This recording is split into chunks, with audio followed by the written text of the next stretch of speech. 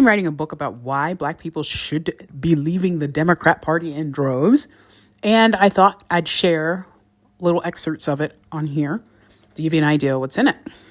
Today, I'm going to talk about low standards, extremely low standards, and how those low standards that were implemented by systems that rely heavily on Democrats have broken the Black community. I grew up in Detroit, and when I was 5 years old, I went to kindergarten, and this was in the 80s. And the teacher there, Miss Earl, she was awesome. I loved her. The teacher at the local public school called my parents in for a meeting after the first day of school. The reason that she called them in was because she wanted to tell them that I was gifted and talented, and I needed to go to a school across town for gifted and talented students. Why did she think that? She thought that because I could read. Not only could I could read better than the first graders, the second graders, and the third graders. Now, because I was 5, they didn't want to send me to like 4th grade for reading, so they didn't know what to do with me. But my parents were like, she's smart, but we don't think that like she is gifted and talented. And that's not a slight against me. It's just the truth. And the reason that they said that is because my mom taught at the nursery school that I went to a couple days a week because she was in school at the time getting a degree in psychology and one in special education. So I would go to this daycare every now and then for a couple hours, and she would work there when she wasn't at school. So she knew every kid at that daycare could read some. I mean, they weren't all on the same level. Like, we weren't all on the same level, but all of us could read. So my mom knew that this was just normal for kids who have parents that are invested in their education and teachers who believe that they should be reading at 5. So I finished out the year for kindergarten at the local public school, but there was no way I could continue on because my parents knew something, and I was their first child to enter any public school system because my older sister was going to a private school already. But they were thinking, I think that my parents, their thought process was, you know what? My mom was in school. My dad was working. He had been laid off for a time. Maybe they could put me into public school for a few years and then move me over to private school as well. It's important to note that my sister, she was, like she had not been in the same neighborhood that I was in when I was 5. When she was 5, they lived in a different place. She did not go to kindergarten. She went straight to 1st grade. So this was a new experience for them. But because my mom was in school, I guess they thought, hey, we'll put her in kindergarten because, my mom was going to school and she wasn't home all day like she used to be with my older sister. So this was the first brush that I had with public schools in Detroit. And then I was blessed to attend private school through 8th grade. But after 8th grade, I had the misfortune of going to Cass Technical High School. Now, this is supposed to be a great school in Detroit, like one of the best. And it was a step down from the private school. So I absolutely hated high school because I stayed in public school for high school. My older sister went to private school, and my younger sister, she went to Renaissance High, which is a smaller public school in Detroit, but it functions totally different than the other public schools. And it's supposed to be the best school, well, at the time, in the early 2000s, best school in Detroit. So I go through public high school and I hate it. And one thing that I constantly reminded myself of when I was skipping class and just not going, because I was just really depressed because school had always been so great. But when I got to Detroit public schools, it was totally different. It was a step down academically. And there was this weird vibe where every teacher that was Black talked about racism. For example, I walked into my English class and I love to read. I love to write. I'm a writer now, but this was the first English class that I hated. Why did I hate it? Because it was more of a cultural studies class. It talked about how racism had caused our city to turn into this violent place. And, it just really was something I had never heard before because my parents did not think like that. They didn't talk about stuff like that at home. They didn't say everybody was racist. And then I had gone to a parochial school where there were people of other races and everything was fine. Nobody had told me that, Detroit's such a racist place. And the reason it's so bad is because of white people. They don't let the city become what it could be, things like that. It was really strange. But that's what we were hearing in what was supposed to be one of the best public high schools in Detroit. So as I got older, I hated high school, but I knew one thing. I loved school. And I thought, what if I became a public school teacher and I gave those kids what I got in parochial school? So fast forward to college. And one of the things that has really destroyed our education system is the fact that when you major in education in college, you are going to be completely surrounded by people who are far left. When I was in college, there were some moderates, but at this point, they're all far left.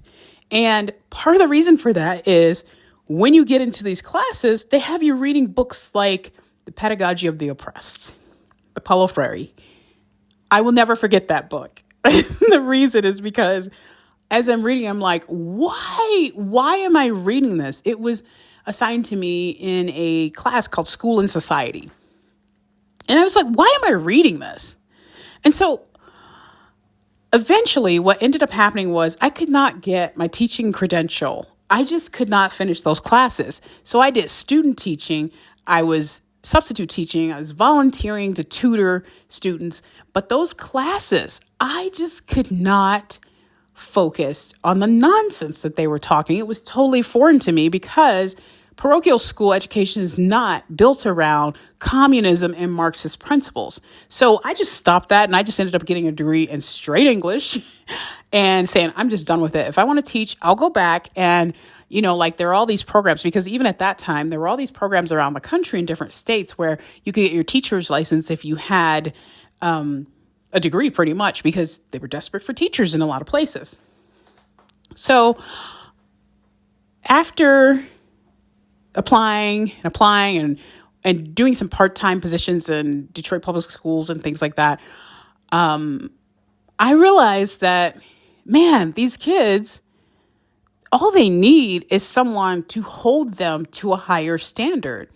My mother was a special education teacher, and her kids were doing better on the ACT and the SAT than the regular education kids.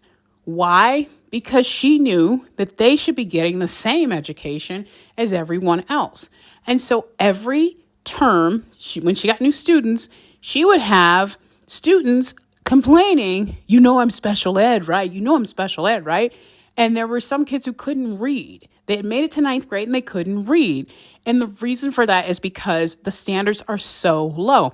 The idea is, well, they're Black. They come from a single parent home. They're poor. They can't do more. And this was a theme that I also experienced when I was student teaching.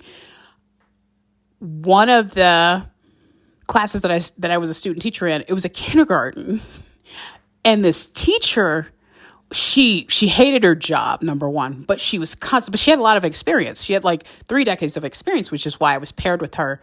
And so talking with her, she was like, oh, and look at him. Yeah, I think that he's going to be in special ed too. And look at it. Oh, you mean these kids can't do it? This one doesn't even have parents. Lives with grandparents. This was what she was telling me. And it was like, okay, circumstances do play a role in, education, but you shouldn't look at the kid and say that they can't do something because of their circumstances. That's not fair to them. But that was my experience. So eventually I move out to Utah. And I'm like, I'm going to give this one more try. So I get a job at a private school as an assistant, and eventually I move into a teaching position. I absolutely love this job. It was great. And I had kids who, they were in a residential treatment center because they had had issues, they had committed crimes, things like that. But one thing that we didn't do, we never put a cap on what the kids could do. It was like, okay, you're in here. Some things are really wrong in your life, but that has nothing to do with what you can obtain academically. We're going to let you set the bar. Like, instead of putting the bar down low and saying you can't get over that, we're not going to do that. We're going to raise the bar high, and we want you to jump. So that was my experience there. But eventually, because I did not have a teaching credential, that I got through the classroom route, I got it as a temporary provisionary license. They took my job away, and I was brokenhearted. Like, the state was just like, we no longer are going to certify licenses to treatment centers because we don't know what goes on in those schools. So this is my first brush with ridiculousness around education. So at that time, I had been in the classroom in some form for about 7 years, because when I was in college, we had to do things like student teach and tutor and all that stuff. Well, even though I stopped taking the education courses, I continued to tutor because I loved it. So I tutored kids. I also was a literacy tutor. I was volunteering at schools. I substitute taught in the summer. I mean, like, I was in the classroom. So it wasn't like I just wasn't involved. And they told me that they would not allow me to get my full teaching credential at the treatment center, even though the teacher next door to me had just done it the year before. They changed the rules. They didn't post them, all this stuff. But that's a totally different, crazy story. But this is how you lose good teachers, because I loved my job. And my principal, who's still a friend today, was trying to do everything to make it so that I could stay. But couldn't do it. So then I moved into public schools. And one of the things that you notice right off the bat with public schools is that when you go to your training, when you get your job and you go to your training, it is not about education. They always start with some type of societal problem or social issues or whatever. They always start with that. And I don't know if that's just my experience, but I taught at 3 public schools and 2 private schools. With the private schools, it was pretty consistent. We always started with academics. Okay, what's the curriculum? What are we doing? But in the public schools, it was always a social issue or societal issue or whatever. And my least favorite thing, telling me what the kids can't do because our population comes from poor homes. I hate that, but that is something that is pushed. So then you find yourself in this situation where they're basically telling you that because these kids are poor, you shouldn't push them because, they don't have money. They're not going to be able to do these things, which is so unfair to the kids. And for somebody who grew up in Detroit, I hate to see that because I know it happens every day in Detroit. I know it. So as I'm going along in my teaching career, I'm getting more and more frustrated. And then the final straw was when I was teaching AP English, and I had a class full of students who could not handle AP English. They shouldn't have been in it. We shouldn't have even been offering it, but we were. So I tell the principal, I think we need to just shut down the class. We can't have it, or we need to convert it to sophomore and junior English. Principal said, no, you are going to be teaching AP English. And I said, but what if the students can't handle it? And he told me to find a way to help them handle it. This is code for take it easy on those grades. This is another problem with public schools, which, once again, like I said, are dominated by institutions that are full of Democrats and teachers who've gone through all the Marxist and communist training to become teachers. So everybody is on this side that, well, it's better that you just give them a grade and they have that AP English on their report card than for them to not have the AP English on their report card. So AP English is pretty structured. It's not something that you could just say, hey, I'm going to lower the standards here because these are classes that they can possibly get college credit for if they take the test and pass it. But that didn't matter. The principal wanted me to set these kids up to fail, to believe that they were doing something when they weren't. Some of them could barely read. So why were they in AP English?